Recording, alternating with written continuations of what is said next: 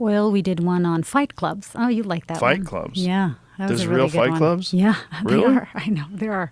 I've seen some stuff on YouTube where there's like these backyard setups where people... Yeah. So we went to a few of those. But it's, it's a real thing. I started hearing about these fight clubs, and they do exist. And right now, we basically, the episode is about one particular league. It's BKFC, bare knuckle fighting. Have you heard of them?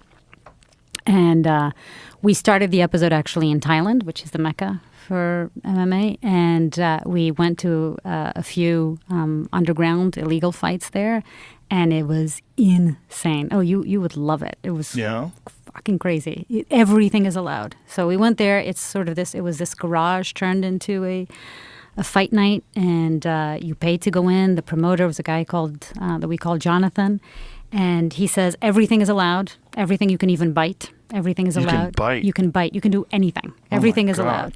And if people, because there's not an actual ring, if people come towards us, just push them back in. And I think it was like 20 kids or something, and they each fight against each other. And some of them come dressed up as clowns or as a businessman. They're like they make it entertaining, and they come up with names for themselves. And then they go at it. And you've been to many of these fights, but this, again, no rules. So everything's allowed. You see people biting?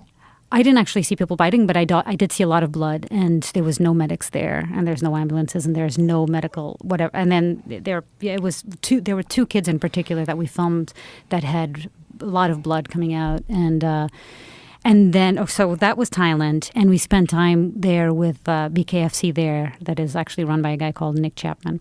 And he was, two of the fighters that he had for his upcoming big event actually came from these groups, from the the underground fighting.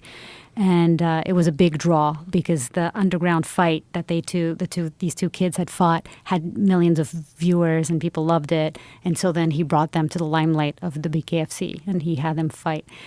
And then we came to the U.S. and trying to figure out, wait, is this really happening here? Because, like you said, you see these videos on YouTube, but how big a thing is this? But the first place we went was in Detroit. And we went to this, in this case, it was actually an illegal boxing match. And it was a soup kitchen for the homeless during the day. And at night, it became a gambling and fight club league. Whoa. And it was boxing. Again, lots of kids, lots of gambling. So in this case, it's sort of what is legal and illegal changes in state by state. It's not legal. I think BKFC is actually not legal. Bare knuckle fighting is not legal in more than half of the U.S. And in Michigan, for example, Detroit, this was boxing, but you can't, if there's gambling involved, they don't have a license. So all of it was illegal, and there was gambling involved. And you're supposed to have paramedics on site and an ambulance on site. None of that happened. We filmed with one of the kids that got really badly hit, and he was taken out with his brother, like holding him out into the night. It was fascinating. So it's there. And then we follow this one kid who's 18 years old, the youngest ever BKFC fighter, as he sort of starts going to tryouts and then has his spot. And then we filmed his first fight at the BKFC. And it was really fascinating episode. They're doing a lot of what they're doing is they're taking fighters that are sort of, they fought for big organizations like the UFC and didn't do that well. And this is or they did well, and maybe their time is up, and then they offer them a lot of money to fight That's these true. bare knuckle fights. And apparently they're offering them a lot of money. And we interviewed David Feldman, who is the head of the BKFC. And I asked him, so are you recruiting, because I know he's recruiting a lot from former UFC fighters, but I asked him if he was also recruiting from sort of these illegal.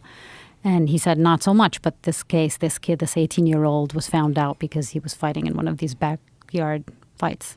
And somebody saw him, a promoter saw him, really liked him, and then gave him this opportunity.